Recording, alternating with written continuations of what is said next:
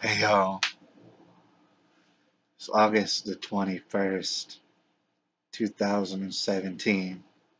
It's been a number of days since I made a video concerning the Katelyn Nicole Davis situation. Thought I might touch upon it a little bit this morning, just so y'all know from what I've heard, situation. As I estimated, there's been very little progress, right? Probably not going to be people prosecuted in this situation. And it doesn't bring me joy to say that, but that's what it's looking like to me from what I've seen. I don't know. I'm looking further into it. Right? Uh, People involved in the situation. I'm still waiting on some sort of testimonial from them. See, this is what I deem as solutions.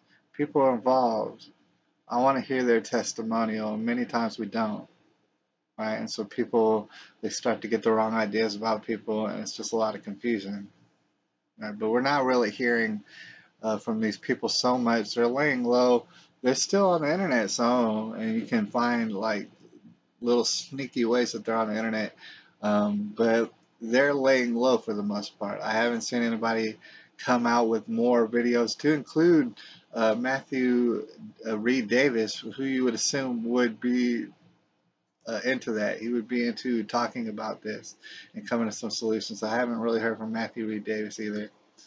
All right. Um, Either way, you guys, I gotta say, it's gonna come out in the wash regardless. I mean, these people are known about. You're gonna be known about regardless. Anybody involved in a situation personally is gonna be known about, and you know your story is gonna be documented for real. So I think the best thing for them to do would be to come out and admit maybe where they made some mistakes and this is all terrible tragedy and stuff like that. And it would win more people over to their side of maybe not wanting to mob lynch them. And I hope that that would never happen. I don't think that's ever going to happen, and I would never endorse it.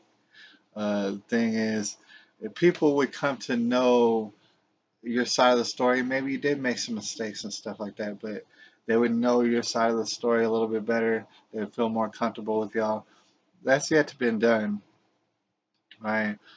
Uh, we're about to see that if it is going to be done, who knows? But like I said, as far as prosecution goes and people getting arrested and things, not really. It's not going to happen, unfortunately. But we could take the opportunity to look at our particular legislative system and see if we can't maybe tweak it or get rid of laws that might be in our way, binding us up as far as this particular situation. All right, we could be doing all that. There's a lot of stuff that could be done and is being done about this situation. I know a lot of times it's behind the scenes, and so people on the very surface will get discouraged in looking at the situation, not thinking that there's a ripple effect. It's absolutely a ripple effect. This story made pretty dang big waves. So stuff is going to go down. Thing is, I've personally been becoming aware of all sort of justice that is being had on all parties involved. To be honest with you, I've heard and seen different things that would imply all sort of justice, but not in the legal sense. More like uh, a bad luck sense, if you want to call it that. I've seen that happening, so it doesn't bring me any joy to say that. But if anybody wanted to know, justice is kind of being had right now. It's going to continue to be had until I think people repent. To be honest with you, a lot of people don't want to do that.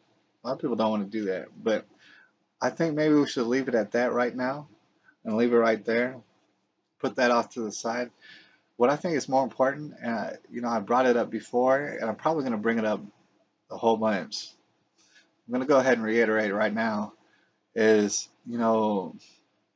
people want to see justice. Am I right? They get involved in a story and they want to see this, that, and the other person come to justice somehow, some way. They're probably not going to see it in the way that they want, but that's what they're going to want. They're going to talk about it. They're going to ask for it. They're probably not going to get it. But even if they did get it, why would they want justice? Why would they want it? The reason is because they feel as though, and they're right to think that the justice had on these people will give them some sort of contentment, some sort of peace, because that person is no longer in circulation and they can't be doing these terrible things to people, right? What they want is contentment and peace. These people through justice of this other person, right? In the Katelyn Nicole Day situation, obviously that's being done all over the place. It will be done till the end of the situation. People are going to be pointing their fingers, right? Talking about this person needs to come to justice, that person needs to come to justice, and they may or may not. In fact, they're all going to come to justice, but that's going to involve your perception of things because they're probably not going to come to legal justice over this situation. It's just not going to happen, right? So um, it really depends on your perspective. Not only that, like I say, it'd be safe to infer that people are trying to get peace and contentment from the justice, a justice that they're probably not going to get, but that's what they're looking for. What I have to impart on you and will continue to imbue onto you is that uh, contentment and peace that comes from the inside of you. It has to come from the inside of you. It does not come from the outside of you. Just because you see that person hanged for what they did, just because you see, I was about to say names, but I'm not going to. Just because you see this and that person hanged or whatever, it's not going to bring you peace and contentment because peace and contentment comes from inside of you. That's the direction it comes from, right? And actually, that's where the ultimate justice is had. It's not had from external, although I can definitely see the practical purposes behind just getting rid of pedophiles. Me personally, if we were to legalize and everything, I'd be down for the cause. Thing is, I can see the practicality of serial killers and all sort of things like that. Just go ahead and doing something with them. I can definitely see all of that. It makes sense. In fact, I'll vote for it. Whatever, put me on a petition, I guess. Yeah, I want to see that happen. But here's the thing, though: peace and contentment comes from within. You're not going to get it no matter how many people hang from trees or do whatever, spend all their life in prison or whatever you want with them. No matter how many people do that, peace and contentment comes from within. Does not come from without. You're not going to receive it onto you like sun rays. It's not going to work that way. It comes from the inside, right? And so I bring that up just to go ahead and reiterate something that's been said, multiple times here. You're not going to get the peace and contentment except from the inside. How you do that is you look at the situation in which something terrible has happened. Trust me, all around me, a lot of terrible things have been happening and stuff. Thing is, that's not good, right? I don't like that. But the thing is, people during these tragedies, what they're going to do naturally, their human instinct is to point their finger and say, "You did it. This person did it. Oh, shoot, that person, they allowed this to happen. Oh, this person, they did that to me and stuff, and they really messed up my life. That person, this and that person is guilty because of Katelyn Nicole. He did this. She did this. They all did this.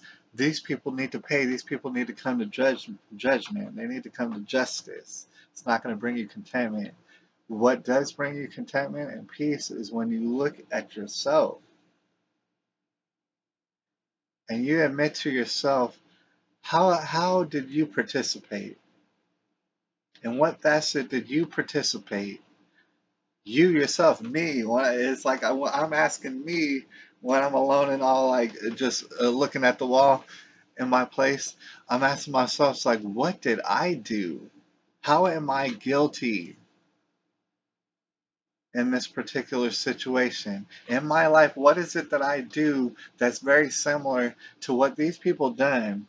And attributes, it contributes to this situation. What do I do in my life that's very similar to what happened here leading up to this tragedy, in which there were all sort of telltale signs? What it is that I do, what do I do that contributes to this situation? How am I guilty in this particular sense? There might be all sort of ways that I personally am guilty to contributing to a society that would allow this to happen to Katelyn Nicole and to countless other children in much more gruesome ways. It happens every day. How am I contributing? All right, I'll let you know right now. I mean, as far as premarital sex, I've done all that. That was all over in her life. It was really messing her up, believe it or not. It was messing up her life. This premarital relations, I've done that. That's not good. All sort of things, there's all sort of ways. Like, I haven't seen my daughter. I want to see her, but the thing is, the reason I haven't seen her for years now is it's my fault. I have to admit to that. I could point my finger at this and that and the other person and say, oh, it's their fault. Oh, they won't let me. They won't allow me and stuff. That's not never going to bring me peace and contentment. It will bring nobody peace and contentment to point at other people. The peace comes from within, so you point at yourself. Say, dang it, I'm guilty. I see a situation that's a tragedy over here. And even if it has nothing to do with me, how do I participate? How do I contribute to a society that would facilitate this happening? So I had to look at myself and say, premarital relations, well, you know what? I can't afford that. I had to look at myself and say, you know what? A daughter is much, much better off with her father around. I'm guilty here. Right? I need to know that. There's all sort of ways in which I'm guilty here in the Katelyn Nicole situation. If I want justice, I'll have to look no farther than at myself. Well, how is it that I am participating in all of this madness, of all this nonsensical thinking? It's very suicidal in nature. That's step one. You got to understand, you had to take step one in order to take step two. And step two is taking responsibility. If I'm guilty, if I'm the one who's guilty, then I should be held responsible. I take responsibility then. I then have to change my lifestyle. I have to change my way of thinking to a way that's completely opposite of this suicidal backwards nature, this culture that we're cultivating. I can't participate in it, right? I can't. You know what I'm saying? Things had to be different. They had to be different through me because I take responsibility. I'm the one who's guilty here. I know everybody and what everybody did. I'm the one who's guilty. I can change myself. Michael Jackson was talking about that a long time ago, right? And when I take responsibility, when I realize I'm guilty, well, then I do something about it. And when I do something about it, and at the end of the day, when I know that I'm responsible and I went ahead and I did something about it, I get all sort of peace and contentment, you guys. That's step three. I mean, it doesn't seem like it'd be that simple. It is that simple. All right. Peace and contentment through justice, through understanding that we're guilty. And if we don't want to be guilty, we just change our ways. We just be more productive. We'd be more successful. We'd be more happy. We'd be more content. We'd be more at peace. Might I remind you, you're describing God's love. And God's love is a very simple formula. We've discussed it many times. Perhaps we'll discuss it later. All right, so I'll holler at y'all. Uh, May there be justice for everybody in this particular situation. We're all up in the tribulation. It's August 21st, 2017.